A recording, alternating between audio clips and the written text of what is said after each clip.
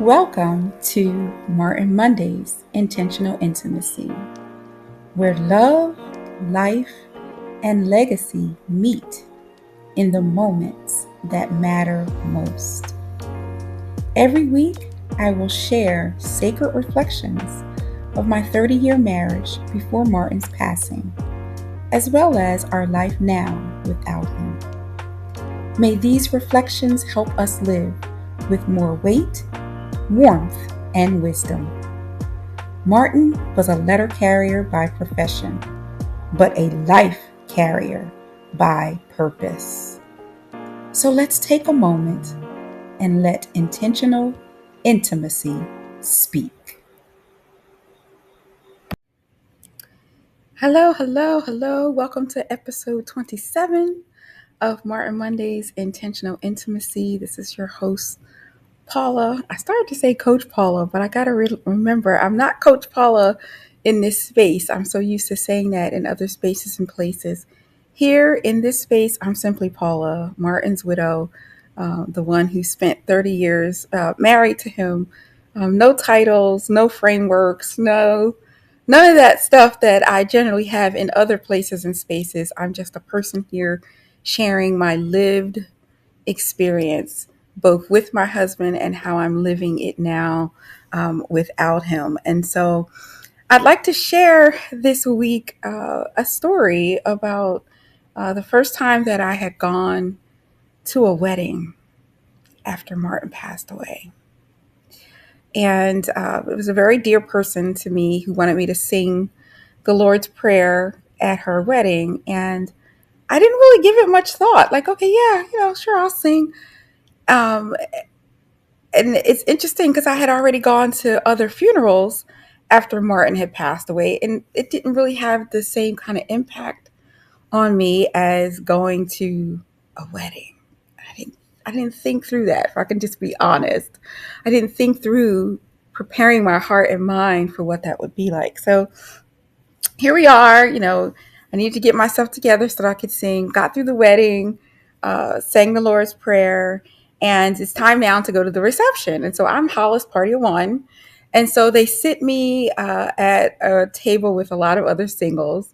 Now, it wasn't odd for me to be at events by myself sometimes because Martin, with his work schedule, couldn't always make things. So it wasn't unusual for me to be at a party of one. But that was generally being a party of one by circumstance because my husband wasn't available. But this time I'm being a party of one because of circumstance in a different way because it's just me now.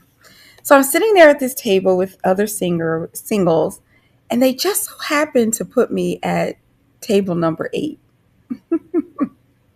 Now, if you know anything about me, I love numbers, and God often speaks to me in numbers. And so 8 is the number of new beginnings. And so I'm reflecting on that as I'm sitting at the reception, making small talk, with the people at the table and, trying to be engaged. But also I'm kind of like, all right, let's get on with it. I'm ready to kind of go. It's been a long day. I'm ready to get moving. And so um, they were kind of taking a while, with the different things that they do before they all and the toast and all the different things before they get to, quite honestly, what I think is one of the most important aspects of the reception, and that's the cake. Cake is very, very, very, very important. Like when you're planning your wedding, you have this big old elaborate wedding and everything's wonderful and high end, and you got some dry behind cake. Mm-mm. That ruins everything. So I'm sitting at this table reminiscing about cake, and I'm thinking about when my husband and I were planning our wedding, and our wedding planner, she was so great, and she gave us basically all her vendors, and pretty much we followed every vendor that she recommended. Now, we did go and sample and do things on our own, but we would end up landing on who she recommended, which is a lesson in of itself, maybe in another time. But with the cake vendors, Martin and I remember us, we got cake wasted. Has anybody ever been cake wasted before? Like we sampled so many cakes that we were like overdosing on sugar. It was really funny. So I'm sitting there at this table waiting and waiting and waiting. Like, can y'all please just cut the cake? Come on, we want some cake. And so one thing about me, I love acronyms, if you know that about me. And so I started reminiscing about cake and how every relationships, whether it's spousal relationships, parent child, friendship, whatever, even a relationship with yourself, every relationship needs some cake. Well, what do you mean by that, Paula? Well, I'll explain it. The C is concern, right? Concern ultimately is paying attention before you're even asked. That's concern. Every relationship needs some A, affection. Affection is the warmth within the relationship that doesn't require performance, but it gives presence. The K is kindness.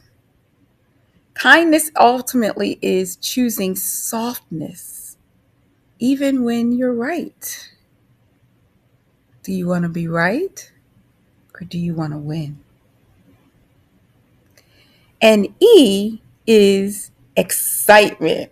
Listen, excitement is bringing energy to what you could easily take for granted. But I bring that positivity and I don't take those things for granted. So every relationship needs some cake. Concern, affection, kindness, and excitement. So I remember waiting around that night, waiting through the toast, waiting through all the song and dance, and finally getting some cake. They did good. That cake was a good one. So I'm going to reflect about this on the other side. See you there.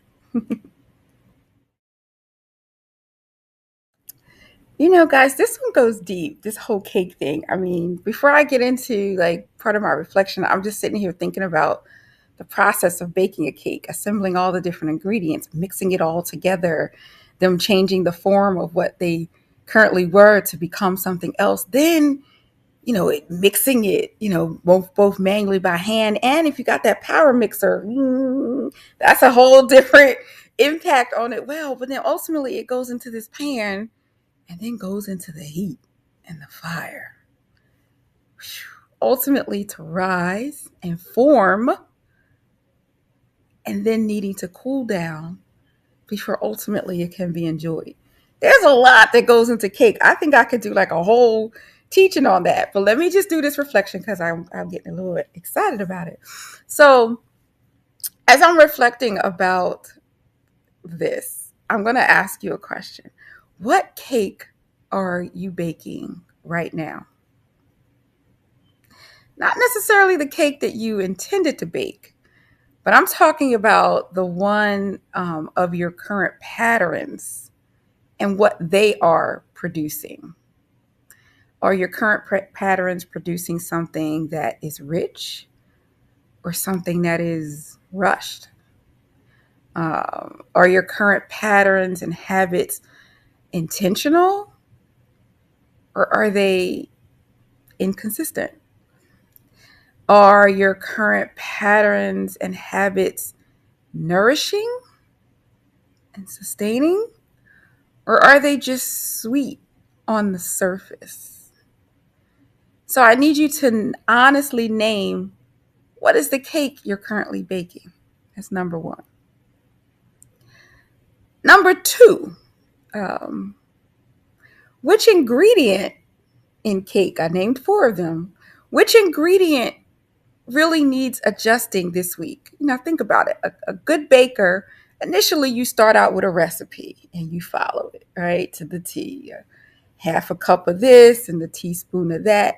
But over time, you get used to, you can't even tell the recipe because you've done it so much, you know exactly what to do and you tweak it and do whatever. So let's talk about your ingredients. You don't need to overhaul the whole recipe, but let's talk about what ingredients need to be adjusted in your relationship. Is it concern? Are you actually paying attention? Or just kind of being present in name only, right? Um, Perhaps it's affection. Have you kind of gone cold and transactional in your relationship? Um, is it kindness? Are your words seasoned with grace? Or, have they lost the softness in their approach, even if you have good intentions? Because we can have good intentions, but yet have bad execution. So is it kindness? Is that the ingredient you need to adjust? Or maybe it's excitement. Have you stopped bringing that energy and excitement to the relationship, that curiosity, that wonder, that awe, that joy in the connection? Or has it just kind of become routine? Which ingredient needs adjusting this week, today, in your relationship? Number 3, what are you going to do about it? Right? Not think about it, not journal about it, but seriously, put your feet to the fire. What are you going to do? Finish this sentence. This week, I am going to add more blank by blank. Fill in them 2 blanks. This could be, I'm going to add more connection by sending a message first instead of waiting. I'm going to add more appreciation by saying it out loud, that I appreciate the person. Because we can think some wonderful things, but we don't always say them. 1 action, 1 week, and 1 ingredient. That's your homework for this week. Work on your cake. Concern, affection, kindness, and excitement. You're baking something beautiful, and it's going to be mighty, mighty sweet. So let me just say my key 3 points, and I forgot to make them. So let me just get them. I gave you all the assignment before I made my key 3 points. So let me blow through them real fast. The 3 key things about this is that, 1, I stayed for the sweetness. I could very easily have left after I sang my song, and I didn't even have to necessarily go to the reception. But even at the reception, I waited and waited and waited because I wanted some of that cake. So emotionally, it would have made sense for me to clock out and go. But the key point I'm making is that sweetness is often on the other side of staying just a little bit longer or staying beyond what's comfortable. So where have you been tempted to leave too soon instead of staying in for the sweetness? You're baking that cake in the oven.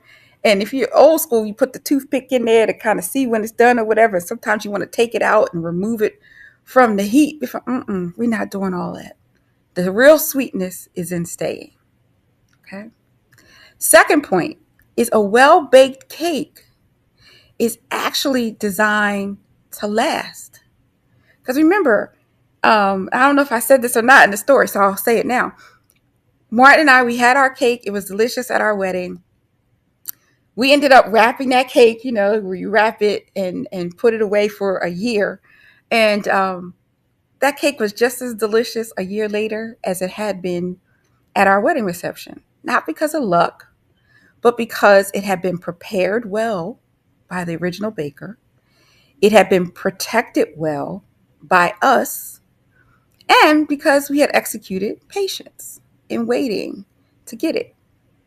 So I'm going to ask you, what am I building right now that I expect to last? Because if you're building something and you're not expecting it to last, then why are you building it? And then are you actually preparing for that longevity, or just for the moment? Are we just living in the now, or are we living for the legacy? And my third key point is a well-baked cake not only blesses you, it blesses others. I didn't know by wrapping up that cake, once after we got married, that a year later, my then, I guess, 3-month-old baby would be, we gave him, we gave him a little piece of the cake. He, like trying to eat it.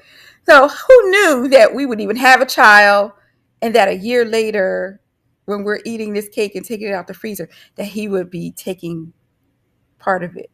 But that's what love does. Real love done right. Well, love always multiplies. It does. It multiplies. And so I'm asking you, what might be impacted later by how you're even showing up now? We're baking cake, guys. Do your homework. Remember, this week, I'm going to do more of this by doing that. Simple task, simple reflection. What are you baking now? And what ingredient are you adjusting this week? Send me a comment, send me a DM. Let's talk about it. Have a great week. And I'll see you next week on Martin Monday's Intentional Intimacy. Martin Mondays continues on Tuesday with the Tuesday Tea. Check it out and join me and take a sip.